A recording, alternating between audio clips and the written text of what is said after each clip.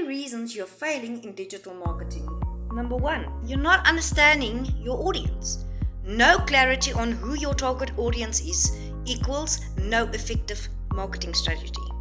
So take time to research, create buyer personas, and understand their pain points. Reason number 2, not creating value. Do not just promote products. Concentrate on creating real value for your audience. Focus on educating, entertaining, or solving problems for your audience.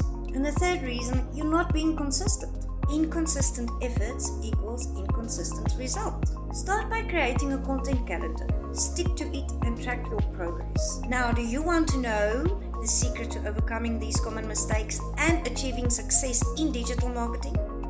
Stay tuned for the game changer. Comment yes if you want to be notified when it launches, and get ready to transform your digital marketing journey. Remember to follow,